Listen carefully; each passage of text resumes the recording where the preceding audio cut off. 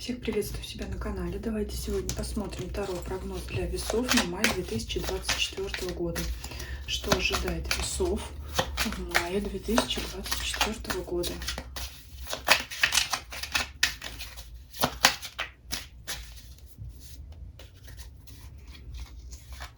Основной фон месяца. Работа, карьера, финансы, имущество, личная жизнь, важные события. Подсказка от оракула. Выскочила сразу, перевернулась карта клад. Ну, что-то важное вы приобретете. Посмотрим, как это будет со всем раскладом взаимодействовать эта карта, да? Ну, что-то здесь в любом случае, что-то ценное будет, что-то важное для вас. Посмотрим, может быть, из какой сферы или что. Итак, основной фон месяца. Восьмерка мечей. Это, знаете, состояние ограничения, когда вы не можете что-то сделать, куда-то пойти, но дело в том, что это мнимое. То есть здесь на самом деле клетка открыта, карта здесь изображает человека, который не видит выхода, но, может быть, стоит все-таки поднять голову, взглянуть чуть выше, да, и тогда будет ясно, что на самом деле выход есть, и никто не держит вас, никто не ограничивает. Но в чем это конкретно будет проявляться, давайте посмотрим. И здесь еще всегда обращаю внимание на то, что здесь изображен ангел, и крылья-то у него свободны, несмотря на все решетки, на все границы, то есть все-таки есть возможность расправить крылья, да, то есть вот кажется, что нет выхода, может такое казаться, да, что нет выхода из какой-либо ситуации. Может быть, это связано с настроением, с апатией, но на самом деле это не так.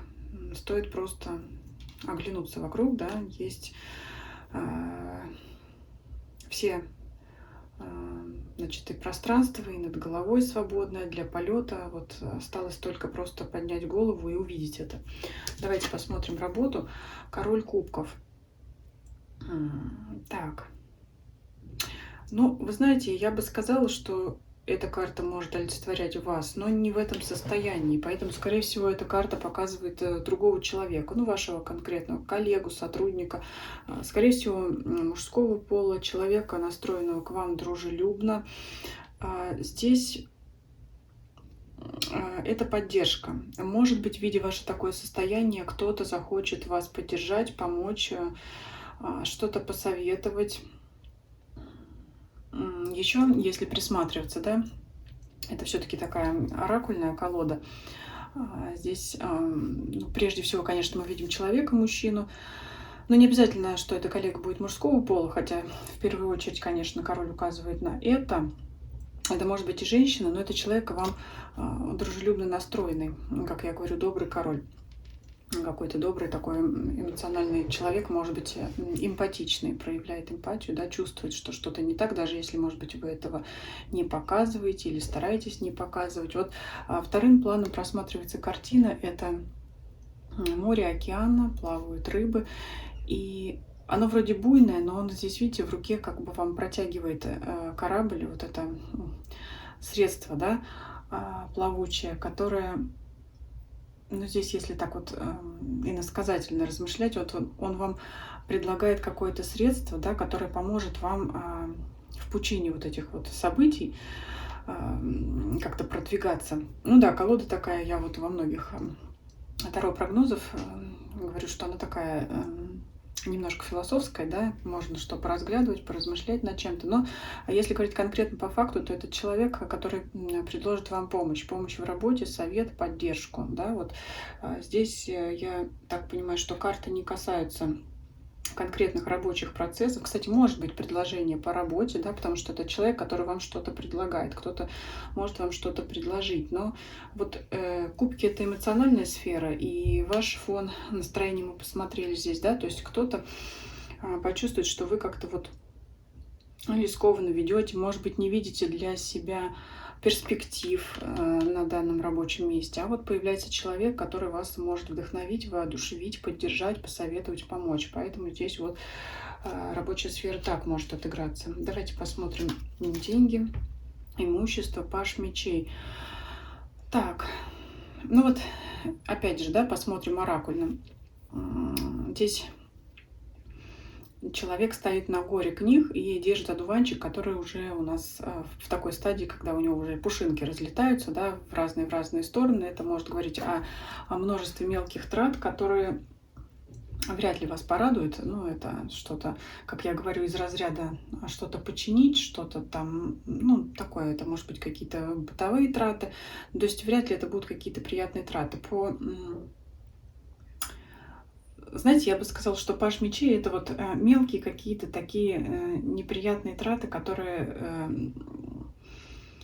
ну, не принесут вам удовольствия, повторюсь, да, но если бы не изображение конкретно на данной карте. Здесь все-таки это гора книг, то есть человек на горе, он взобрался вверх, он оттуда, да, сижу высоко, гляжу далеко. То есть все-таки здесь есть, потом будет чем восполнить эти траты, потому что он как бы, ну, на возвышенности находится. И, в принципе, он этот одуванчик в руке держит, он этот процесс, собственно говоря, контролирует. Поэтому, ну, вот такое, так, порадовать здесь в финансовой сфере особо нечем, потому что вот как-то, знаете, вот финансы, какие-то сбережения могут разлетаться, как вот этот одуванчик. С одной стороны, он его держит, вроде контролирует, да, он может что-то как-то направить, но явно он не может контролировать ветер, который сдувает эти пушинки. Это, опять же, иносказательно. Ветер — это ну, те самые, может быть, непредвиденные обстоятельства и незапланированные траты, которые вот уже контролировать нельзя, да, то есть все-таки что-то мы можем взять под контроль, но что-то нам не подконтрольно, поэтому это вот все касается трат, финансов. Ну, еще что незапланированное, да, что-то по срокам не удается, да, что-то где-то, может быть, не успели купить, а там уже этого нет. Ну, это такое вот все, здесь такая сфера. С другой стороны, опять же, смотрим в сочетании с первой картой фоновой, да, все-таки, может быть, и эта карта подсказывает, что стоит взобраться чуть-чуть повыше, да, на ступенечки вот эти вот книги, и посмотреть, да, голову поднять. Может быть, вы найдете другие шансы. Вот здесь, в этой сфере, возможно, что вы не видите других шансов. Но здесь, в принципе, эта карта везде будет отыгрываться, что вы не хотите, не желаете, а может быть и то, и другое. Не хотите, не желаете или не видите для себя возможности, что вы можете найти какие-то другие пути для реализации ваших целей и задач. Но все-таки карта подсказывает, что можно это сделать. Давайте посмотрим личную жизнь, что здесь у вас отыграется. Девятка мечей. Ну, это переживание. Давайте здесь раскроем, хотя, скорее всего, это и так понятно. Переживания для тех, кто не в паре из-за того, что вы не находите вторую половинку и не видите возможности, да, может быть, кто-то не понимает, где вообще искать своего близкого человека. Те, кто в паре, это, возможно, ссоры, конфликты, когда вы переживаете по поводу отношений и не видите выхода из ситуации. Опять же, здесь, я подчеркиваю, изображено на теле девушки множество глаз, которые... Вот у нее глаза опущены, как бы она смотрит опять вниз, да, а здесь изображено множество глаз, которые как бы подсказывают опять, вот просто надо взглянуть на ситуацию с другой стороны. Ну, давайте еще все-таки раскроем, потому что здесь такое... Ну, это опять вот как нежелание взглянуть, нежелание искать пути решения вопросов. Вот и так оно и отыгрывается во всех сферах. Здесь, безусловно, ну давайте смотреть конкретно для тех, кто не в паре, да, что за переживания здесь, какие причины. Карта смерть. Ну, могло быть у кого-то расставание, да, мог быть разрыв из-за этого переживания. То есть еще кто-то не пережил эти эмоции, не пережил это чувство.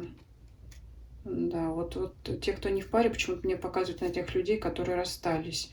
И пока... Знаете, почему тогда? Вот если у кого такая будет отыгрываться ситуация, но либо не нашли партнера и не знаете, где его искать, либо недавно расстались и еще это состояние не прожили. От того и получается, что пока есть привязка к предыдущему партнеру, пока все мысли о нем, то и не хочется никуда смотреть и искать кого-то еще. Вот здесь это для тех, кто расстался, а для тех, кто в паре и переживает.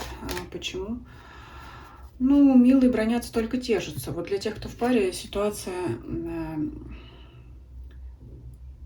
нормальная, скажем так. Просто поссорились и просто помиритесь. Просто, может быть, нежелание каждого из вас идти вперед на перемирие. Опять, да, нежелание поднять голову и сделать первый шаг навстречу друг другу. Так что здесь кто в паре, здесь у вас все нормально.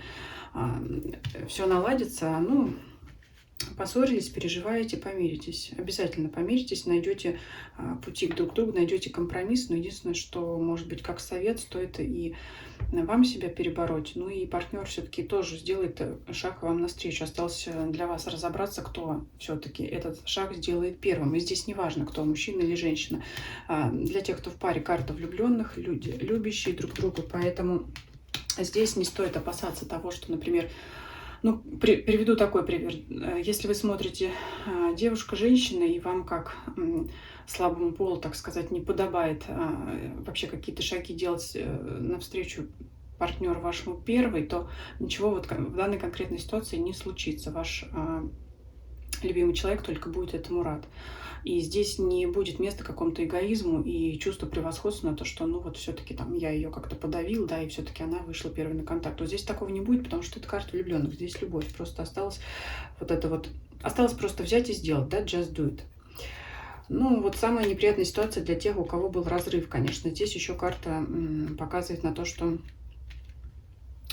такое выражение темная ночь души. Ну, это тот период, который просто надо пережить. И да, как все, наверное, уже сейчас никого не удивишь этим выражением, все пройдет, все проходит, и это тоже пройдет. Ну, вот так, да, расставание это всегда тяжело, потому что здесь для тех, кто расстался, карта, вот они не в бровь, а в глаз эту ситуацию показывают. Смерть и переживание, не видит выхода из данной ситуации, нежелание смотреть вперед. Но это точечно, да, потому что не все же расстались. Это у кого-то, вот если было такое, то здесь эта карта показывает. Но это данный конкретный период. Давайте смотреть события рядом с вами. 4 кубков. Вам будут поступать какие-то предложения извне. Сейчас мы посмотрим, какие. Но вы почему-то не захотите их принимать. Но неудивительно, почему. Потому что, вот посмотрите, везде человек сидит опять, понурив голову, отвернут. Но такое ощущение, что не хотите вы ни с кем общаться. А может быть, стоит ли, да? Может быть, стоит вот принять этот, так сказать, зонтик, да, опять иносказательно, предложение от кого-то. Скорее всего, это предложение вам покажется скучным, неинтересным. И вообще у меня сейчас свои проблемы, тут вы еще со своими, да, какими-то не до этого. Но все-таки давайте раскроем, посмотрим. Может быть, стоит это принять предложение, от кого оно идет. Кто-то к вам, видите, с интересом. Маг, так. Ну, действительно, человек, знаете, который может вас из этого вытащить, вот из этого состояния, может вам открыть глаза, показать мир.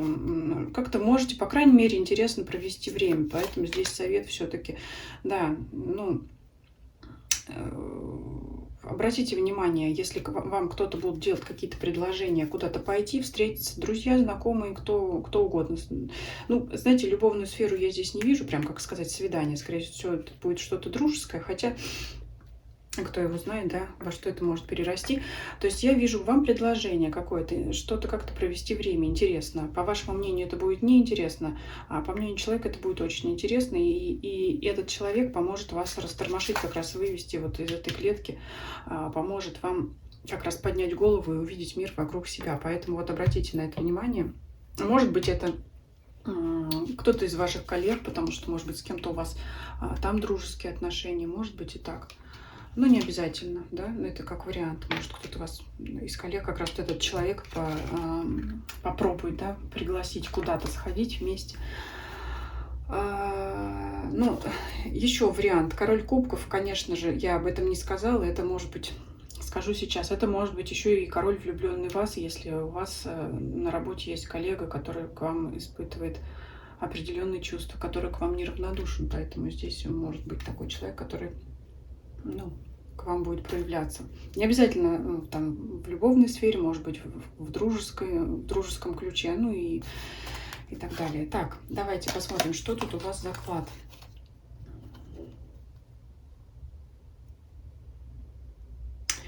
Вот здесь опять карта, вот вот эта вот белочка, да, в дупле у нас сидит эта карта, я в домике. То есть вот опять вы где-то в своей скорлупе сидите, может быть, смотрите внутрь себя, копаетесь в себе, если смотреть сочетание опять с первой карты.